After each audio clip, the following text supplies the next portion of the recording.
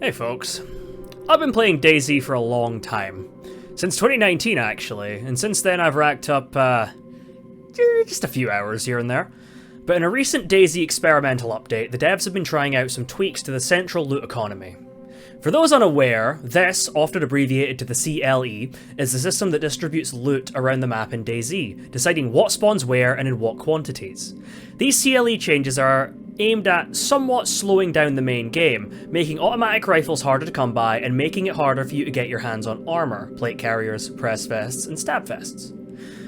These changes in this test only apply to Churnaris, so that is the lens with which I will be examining this. At the time of typing this section of the script up, and me recording this, I've ran 2.5 lives, all amounting to about 9 hours of playtime so far. I plan to resume the life I'm still working through tomorrow, and I did make a point of getting different spawns and using different loot routes in each life, so I can get a feel for how this new pace of progression feels across different areas.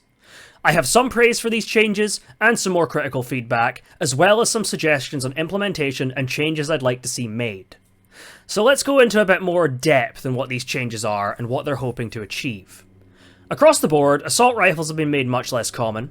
You will see significantly less police zombies with stab vests and less military zombies with plate carriers. Also, any ARs you find are likely to be lacking some parts, namely handguards and buttstocks.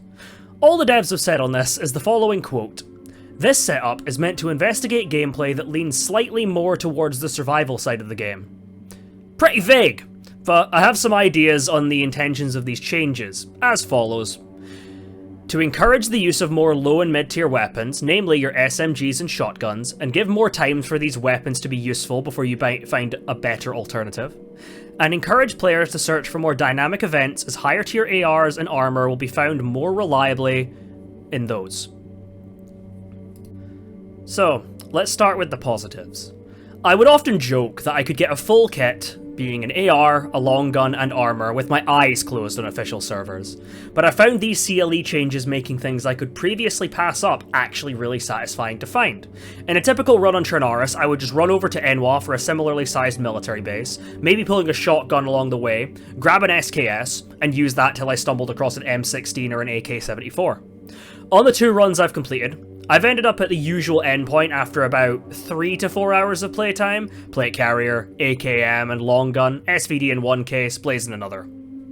So, it definitely doesn't make that endgame loot unattainable to a casual player. I found my first life AKM in Tizzy, having found an AUG A1 prior at NWAF, and my second life AKM in the tier 4 area of NWAF.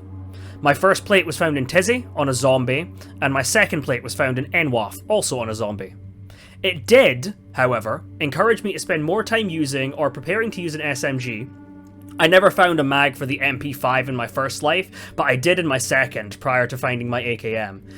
And in my ongoing third life, I'm currently running a UMP45. Now, on to my criticism. I can totally get behind making armor, namely the plate carrier, harder to come by.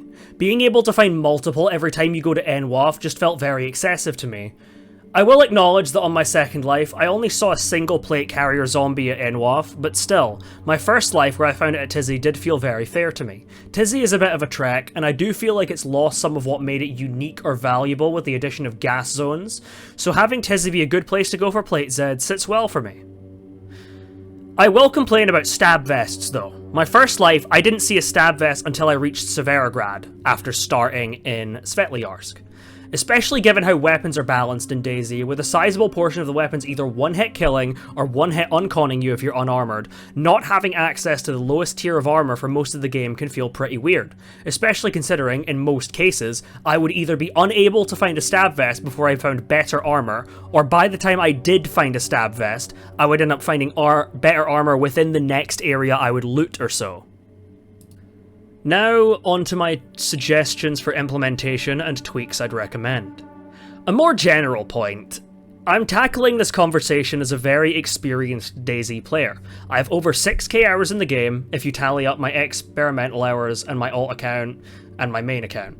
So, of course I'll welcome anything that makes the game more challenging for me, as that's why I got into DayZ in the first place. The prospect of playing a gritty and somewhat realistic survival game Casual players or players that are more interested in the PvP aspect of the game will likely have a very different opinion on these changes than me.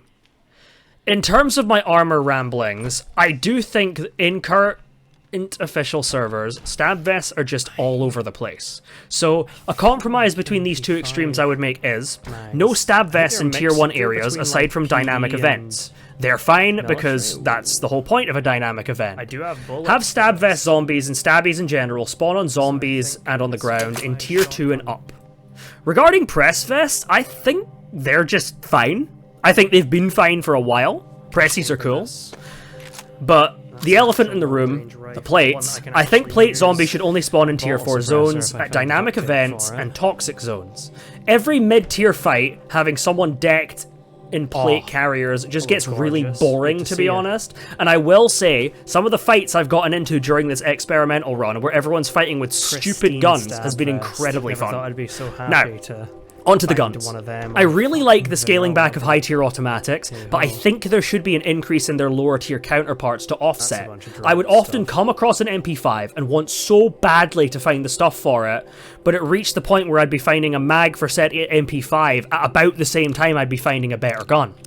Either increase the amount of MP5s and UMP mags in lower tier areas, or make them much more likely to spawn with their mags. If these changes are made, I think we'd see a lot more use of these often forgotten guns as people are going through their DayZ journeys, which I feel like should be the aim of CLE changes like these. And now finally, implementation. I think if this is implemented to make as many people happy as possible, don't entirely replace every official server with servers running this CLE.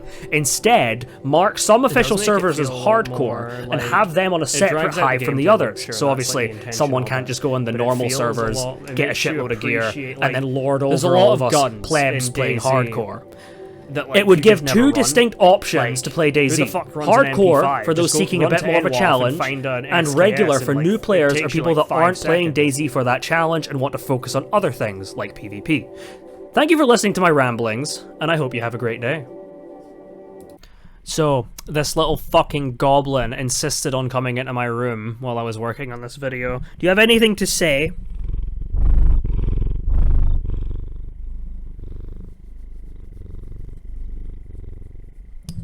She's lucky she's cute.